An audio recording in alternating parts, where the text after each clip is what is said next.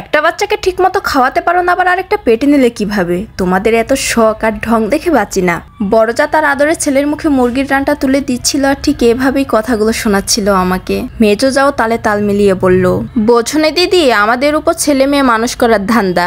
আমার চোখে পানি টলটল করছিল, কোনো কথা বলতে পারছিলাম না। 5 বছর আগে পালিয়ে বিয়ে করে এবারই এসেছিলাম। আমার স্বামী সবার ছোট, তার বড় আরো 3 ভাই আছে। আমার স্বামী সামান্য কিছু টাকা দিতে পারে সংসারে, বাজারে একটা ফার্মেসি আছে, সে তাদের ডাক্তার, তেমন চলে না। মাস শেষে 5 থেকে 7 হাজার টাকা আসে। আমি অনার্স পাশ করা একটা মেয়ে, অনেক ভালো ভালো চাকরি পেয়েছিলাম। চেয়েছিলাম স্বামীর পাশে দাঁড়াবো, কিন্তু এই বাড়ির কড়া নিয়ম, ঘরের বউ বাড়ির বাইরে কাজ করতে যেতে পারবে না। আবার মাস শেষে যখন আমার স্বামী সংসারে টাকা কম দেয়, শ্বশুর মশাই কত কথাই না শোনায়, বেচারা চুপ করে শুনে। আমার জীবনে আমি তার মতো শান্ত মনের মানুষ দেখিনি। কখন একটা ঝাড়ি মেরে কথা বলেনি আমাকে, গায়ে হাত তোলা তো অনেক দূরের কথা। যখন আমি সবার কথা শুনে কান্না করতাম, তখন আমার হাতগুলো ধরে বলতো, আর একটু সহ্য করো মায়া, সব ঠিক হয়ে যাবে। বাকি 3 ভাই খুব ভালো জব করে, মোটা টাকা বেতন পায়, তাছাড়া আরো বাড়তি ঘুষ তো আছেই। আমার মেয়ের বয়স 3 বছর। এই সময়টাতেই বাচ্চাদের একটু ভালো মন্দ খাবার দেওয়া উচিত, কিন্তু বাড়িতে প্রতিদিন মাছ মাংস আমি নিজের হাতে রান্না করি, তবে আমার মেয়ের কপালে সেই ঝোলই জোটে। আজকে সব কাজ শেষে যখন গোছালে যাই, হঠাৎই মাথাটা ঘুরে যায়। পরে তারাই ডাক্তার ডেকে আনে, নালে বাড়ি কাজ করবে কে? ডাক্তার এসে দেখে বলে আমি নাকি মা হতে চলেছি। এরপর থেকেই এক একজনের এক এক কথা শুনছি।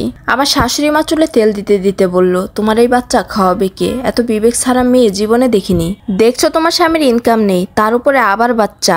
একটা মেয়েকেই তো একটু ভালো মন্দ খাওয়াতে পারো না। আমি এরকম কথাগুলো আর শুনতে পারছিলাম না, দৌড়ে ঘরে চলে গেলাম। সারাদিন কাজ শেষে রাতে আমার স্বামী বাড়ি ফিরতেই আমার শাশুড়ি তাকে ঘরে ডেকে নিয়ে গেল। আমি বাইরে দাঁড়িয়ে আছি, কিন্তু আমার মুখের উপর দরজা বন্ধ করে দিল। কিছুক্ষণ পর আমার স্বামী সুমন বেরিয়ে এলো, এসে আমার দিকে তাকিয়ে হাতে একটা মিষ্টির প্যাকেট ধরিয়ে দিয়ে সোজা ঘরে চলে গেল। মিষ্টির প্যাকেটটা দেখে একটু অবাক হলাম, কারণ ও কিছু জানে না। আমিও জানতাম না, আজকে জানলাম। তাহলে কোন কারণে মিষ্টি এনেছে? কাজ শেষ করে হাত মুছতে মুছতে ভয়ে ভয়ে রুমে গেলাম। গিয়ে দেখি মেয়ের সাথে খেলছে। আমি ঘরে যেতেই আমাকে জড়িয়ে ধরলো। তার এমন কাজ দেখে আমি তো অবাক, এবং মেয়ে তাকিয়ে আছে বলে লজ্জাও পাচ্ছি। ও আমার মাথায় হাত বুলিয়ে দিয়ে বলল, তুমি কোনো চিন্তা করো না মায়া, আমার এই বাচ্চা নিয়ে কোনো সমস্যা নেই, আরো আমি খুশি, আমাদের 2টা বাচ্চা হবে। মনে মনে বললাম শাশুড়ি বিচার দিয়েছে ওর কাছে, কিন্তু ওর কথায় আমি অনেক সান্ত্বনা পেলাম। সকালে সবাই খাবার টেবিলে বসে খাচ্ছে।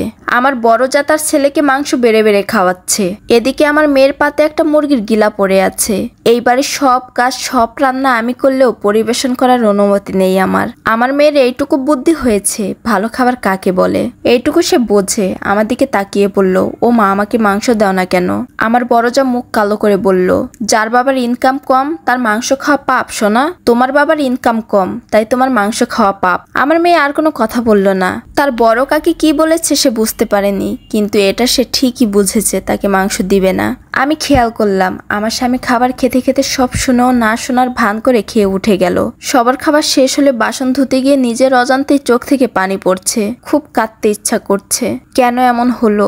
বিকেলে মেয়েকে নিয়ে পড়তে বসেছি, হঠাৎ দেখলাম সুমন এসেছে। হাতে সুন্দর একটা বড় কাপড়ের ব্যাগ নতুন কিনে এনেছে। আমার হাতে ব্যাগটা দিয়ে বলল, সব জামা কাপড় গোছাও, আমি গোসল করে আসছি। আমি কিছু জিজ্ঞেস করার আগে সে গোসলে চলে গেল। আমার মেয়ে ব্যাগ দেখে খুশিতে হাততালি দিয়ে বলল, বেড়াতে যাবো মা? কিছুই বুঝতে পারছি না, হঠাৎ সব গোছাতে বলল কেন? ব্যাগটা পাশে রেখে মেয়েকে নিয়ে আবার পড়তে বসালাম। সুমন ঘরে এসে রেগে বলল, কি হলো, তোমাকে সব গোছাতে বলছি না? আমি দাঁড়িয়ে জিজ্ঞাসা করলাম, কেন, কোথায় যাব আমরা? সুমন বলল, এই বাড়ি থেকে চলে যাব। কেন, এই বাড়ি থেকে গিয়ে কোথায় থাকবো, পাগল হয়ে গেছো? সুমন অনেক জোরে বলল, এত কথা কেন বলছো মায়া? আমি যা বলছি সেটা করো। ও কখনো জোরে কথা বলে না। আর এত জোরে কথা শুনে আমার শ্বশুর শাশুড়ি এবং সেজদা বেরিয়ে এলো। শ্বশুর পান চিবাতে চিবাতে বলল, কি হয়েছে, তুই বিকালে বাড়ি কেন, আর এমনি চিল্লাইতেছিস কেন? সুমন সেদিকে কোনো কান না দিয়ে আমার কাছে হাত দিল। আমার শাশুড়ি এসে বলল, কি আবার নাটক শুরু করলি রে? তোদের ঢং দেখলে শরীর জ্বালা করে। সুমন পিছন ফিরে উত্তর দিল, আর জ্বালা করবে না গো মা, চলে যাব তোমাদের এখান থেকে। নিজেদের জামা কাপড় বাদে আর কিছুই ব্যাগে নিলাম না। বাড়ির সবাই বের হয়ে আমাদের দরজায় দাঁড়িয়ে আছে। আমার বড়জা বলে উঠল, বাড়ির কাজের ভয়ে এখন চলে যাচ্ছ? এইসব চালাকি কেউ কি বোঝে না নাকি? সুমন হুঙ্কার ছেড়ে বলল, চুপ, অনেক হয়েছে। আমার বউকে আরেকটা কথা কেউ বললে তার গায়ে হাত তুলতে আমি পিছপা হব না। এতদিন সব সহ্য করেছি, আর না। ওর এমন ব্যবহারে আমিও খুব অবাক হলাম। আমার শাশুড়ি চেঁচিয়ে বলল, বউ তোরে কালা জাদু করছে, নইলে তুই তো এমন ছিলি না। তোর সাহস বাইরে গেছে, তুই বড় বললোকে এমনি কথা বললি? তুই জানিস আকবর শুনলে তোরে আস্ত রাখবো না। সুমন আমার শাশুড়ির কাছে গিয়ে বলল, বড় বউ তাই তোমার দরদ হচ্ছে নাকি তার স্বামী বেশি টাকা দেয় সংসারে এজন্য দরদ হচ্ছে?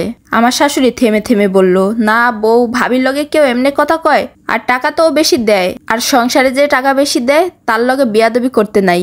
সুমন বলল, তোমারে ধন্যবাদ এই কারণে যে তুমি সত্যি কথাটা বলছো।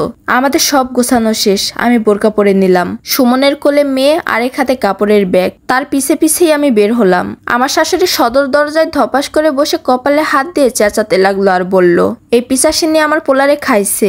আমার এত সাদা সিধা পোলা এই কাম জীবনেও করতে পারতো না। এই অপয়া আমার পোলার মাথাটারে খাইছে। আল্লাহ গো, তুমি আর বিচার করো। বাড়ি কাজ করতে হইব তাই আমার পোলাটারে আমার থেকে আলাদা করলো। সুমন মেয়েকে কাঁধ থেকে নামাতে নামাতে বলল, মা তুমি আমারে যা বলার বলো, মায়েরা কিছু বলবা না। ওর মতো মেয়ে দেখে এই বাড়ির বুয়া বানাইয়া খাটাইয়া গেলা। অন্য কেউ হলে লাথি মেরে চলে যেত। এত বড় বাড়ির মেয়ে হওয়া সত্ত্বেও তোমাদের সব কাজ করেছে বুয়ার মতো। তারপরও আমি তোমাদের কিচ্ছু বলিনি। ও তো পরের বাড়ির মেয়ে, কিন্তু আমার মেয়ে তো তোমাদের রক্ত। ও তো তোমাদের নাতি। আমার মেয়েটা কি দোষ করছে? আমার মেয়েটা কি এমন খায়? এক টুকরা মাংস তার কপালে জুটলো না? তুমি তো পারতা এক টুকরা মাংস রে দিতে। তোমার উপর তো কেউ কথা বলতে পারতো না। আমার শ্বশুর চিল্লাতে চিল্লাতে বলল, সন্তানের প্রতি এত মায়া যে মাকে কথা শোনাও তুমি? মনে হচ্ছে তোমাদের 4 ভাইকে আমরা পালতে আনছিলাম। আমাদের সন্তান নাই, মায়াও নাই। সুমন বলল, আছে তো, সন্তানের প্রতি মায়া তোমাদেরও আছে, কিন্তু যেই সন্তানের টাকা বেশি ওই সন্তানের প্রতি মায়া বেশি। 7,000 টাকায় আলাদা খেয়ে দেখাবো আমার বউ বাচ্চাও মাছ মাংস খেতে পারে এই টাকার মধ্যেই, যা তোমাদের সংসারে হতো না। তারা কথা কাটাকাটি করছে। পাশ থেকে আমি শুনলাম আমার বড় যা আর মেজো যার কথা। তারা আমার শ্বশুরের কানের কাছে গিয়ে বলছে, আব্বা বাইর করে দেন, সম্পত্তির কোনো ভাগ দেবেন না এটাও বলে দেন। তাদের কথা মতোই আমার শ্বশুর সুমনকে বলল, তাহলে তুমি এই কথা শুনে রাখো, আমার ছেলে ওই টাকাওয়ালা 3টাই, ছোট ছেলে বলতে কেউ নেই। আমার সব সম্পত্তিও 3 ভাগই হবে। এখন আমার বাড়ি থেকে বের হও। সুমন একটু জোরে হাসতে হাসতে বলল, তোমার এই পাপের আর অনাচারের সম্পত্তির দরকার নেই আমার। আমি খেয়াল করলাম সুমনের চোখে পানিটা আড়াল করে সবাইকে ভালো থেকো বলে আমার হাতটা ধরে বেরিয়ে আসলো বাড়ি থেকে। গলি দিয়ে হেঁটে বড় রাস্তায় উঠেছি। কেউ কোনো কথা বলছে না। আমি জিজ্ঞাসা করলাম, কোথায় যাচ্ছি? আর দোকান তো এই বাজারে, দূরে গিয়ে খাবো কি? সুমন বলল, বেশি কথা বলো না, আমি আছি তো। এই হাত ধরে যখন বেরিয়ে এসেছি তখন খাবারের চিন্তা তোমাকে করতে হবে না। একটা রিক্সা দিয়ে অনেক দূর আসার পর সুমন রিক্সাটাকে থামতে বলল। রিক্সা থেকে নেমে সুমন ভাড়া মিটিয়ে একটা গলি দিয়ে ঢুকলো। আমি তার পিছে পিছে হাঁটছি। একটা বাড়ি ঢুকে 3 তলায় উঠে সুমন কলিং বেল দিতেই রিফাত দরজা খুললো। রিফাতকে দেখে আমি খুব অবাক হলাম। রিফাত সুমনের বন্ধু, ও দেশের বাইরে থাকে। দেশে আসলো কবে? পাশ থেকে একটা মেয়ে মুচকি হেসে সালাম দিয়ে আমার মেয়েকে কোলে নিয়ে নরম কণ্ঠে বলল, ভাইয়া আসেন, ভাবিকে নিয়ে ঘরে আসেন। আমি চুপচাপ ফ্ল্যাটে ঢুকলাম। বাবার বাড়ির কথা মনে পড়ে গেল হঠাৎ। এমন রাজপ্রাসাদেই ছিলাম, বাবার একমাত্র আদরের মেয়ে ছিলাম আমি। কখনো কষ্ট কি বুঝতে দেয়নি। কিছু চাইতে দেরি হতো, কিন্তু সেটা আসতে দেরি হতো না। সুমন আমার বাবার অনেক বিশ্বস্ত কর্মচারী ছিল।